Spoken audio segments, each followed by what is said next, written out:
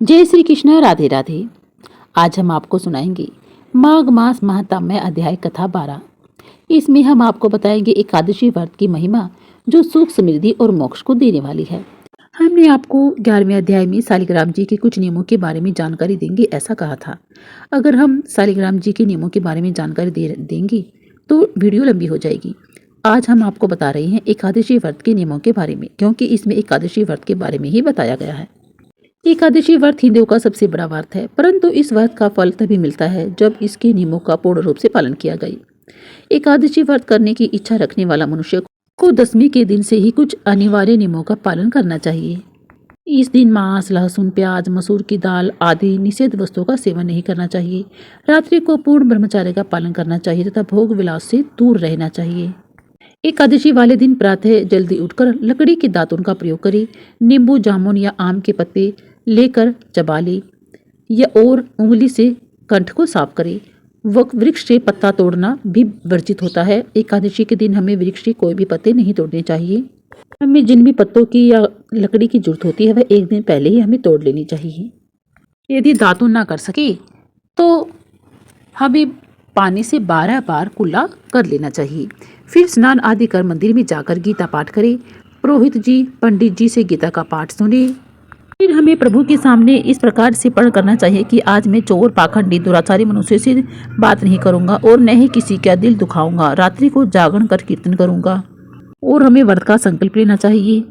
फिर हमें ओम नमो भगवते वासुदेवाय इस 12 मंत्र का जाप करें। राम, कृष्ण, नारायण आदि विष्णु के सहस्त्र नाम को कंठ का भूषण बनाए। भगवान विष्णु का स्मरण कर प्रार्थना करे और कहे कि हे त्रिलोकीनाथ, मेरी लाज आपके हाथ में है, अतः मुझे इस प्रण को पूरा करने की शक्ति प्रदान करे और मुझे हिम्मत दे, साहस दे, हौसला दे। यदि भूलवश किसी निंदक से बात भी कर ली तो भगवान सूर्य नारायण के दर्शन कर धूप दीप से श्री हरि की पूजा कर क्षमा मांग लेना चाहिए। एकादशी व्रत के नियम और पूजा के बारे में कुछ और बातें मैं आपको अपने अगली वीडियो में बताऊंगी। अब हम शुरू करते हैं माघ मास के महात्म्य के बारे में दिन की कथा। हमने आपको 11वें अध्याय में बताया कि यमदूत ने विकुंडल को शालिग्राम जी की पूजा के बारे में बताया कि शालिग्राम भगवान विष्णु के ही विग्रह रूप हैं और शालिग्राम की पूजा करने वाला व्यक्ति कभी भी नरक में नहीं जाता, वह मोक्ष को प्राप्त कर लेता है अगर वह सच्चे हृदय से शालिग्राम जी की पूजा आराधना करता है। शालिग्राम जी के चमत्कारों के बारे में कि घर में शालिग्राम रखने से महालक्ष्मी का वास हमारे घर में सदैव बना रहता है। ये सुनते हैं 12वें अध्याय की कथा। यमदूत बोला, हे वेश्य, जो व्यक्ति प्रसंगवश चाहे किसी एक ही एकादशी का उत्तम व्रत रखे वह यम के दुखों को नहीं भोगता। यह हमने यमराज के मुख से सुना है। त्रिलोकी में इसके समान अन्य कोई उपाय नहीं है। भगवान की प्रिय तिथि एकादशी के दिन व्रत करने से शरीर के सब पाप नष्ट हो जाते हैं। जब तक मनुष्य एकादशी उपवास नहीं करता है तब तक प्राणियों के शरीर में पाप बने ही रहते हैं।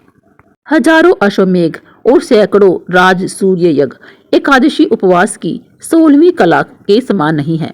हे वेश्य, 11वीं इंद्रियों से किए हुए मनुष्य के संपूर्ण पाप एकादशी के दिन उपवास करने से नाश हो जाते हैं और वह यमराज के अधीन नहीं होता है। एकादशी व्रत भोग, मोक्ष, सुंदर स्त्री और श्रेष्ठ संतान को देने वाला है। हे वेश्य, गंगा, गया, काशी, पुष्कर, कुरुक्षेत्र, रेवा, वेणिका, यमुना और चंद्रभागा भी एकादशी के समान नहीं है। वो एकादशी उपवास करते हैं तथा रात्रि में जागरण करते हैं। उनके पिता, माता, पत्नी के कुलों के 10-10 पुरखों का अवश्य ही उद्धार होता है। वे संसार से निर्मुक्त होकर विष्णु भगवान के लोक को जाते हैं और विष्णु भगवान को प्राप्त कर लेते हैं। विष्णु भगवान की विशेष कृपा हमेशा उन पर बनी रहती है।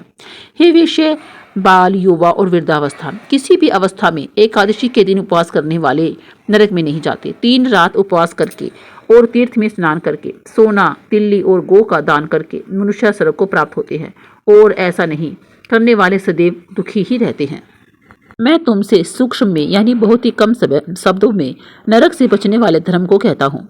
जो सुनो, वाणी, मन तथा कर्म से प्राणियों से कभी द्रोह न करे, इंद्रियों को वश में करे, दान आदि करते रहें, हरि भगवान की सेवा करते रहें, नियम पूर्वक चारों वर्णाश्रम की क्रियाओं का पालन करते रहें। ये वेश्य, जूता, छाता, वस्त्र, अन्न, मूल, फल, जल इसका अपनी शक्ति के अनुसार दान अवश्य करें। गरीब लोग ऐसा नहीं कर सकते, परंतु उनको भी अपनी सामर्थ्य के अनुसार अवश्य दान करना चाहिए। इस लोक में ऐसा दान करने वाले मनुष्य अवश्य ही बार बार दीर्घायु और धनवान होते हैं। इसलिए बाल्य अवस्था से ही धर्म को करना चाहिए। मैं तुमसे यह संपूर्ण वृत्तांत संक्षेप में कह दिया। अब ज्यादा तुम क्या सुनना चाहते हो? एकादशी व्रत को करने से इंसान सब दुखों से छूट जाता है, सब पापों से उसे मुक्ति मिल जाती है। वह संसार में सुखों को भोगकर वैकुंठ धाम को जाता है और विष्णु भगवान की विशेष कृपा प्राप्त करता है। वह मोक्ष को पा लेता है। एकादशी व्रत की महिमा इतनी अधिक है कि इसका कोई वर्णन ही नहीं कर सकता। मैंने सब कुछ तुमसे कह दिया और इससे अधिक मैं क्या कहूँ। इस प्रकार यह 12वां अध्याय समाप्त होता है।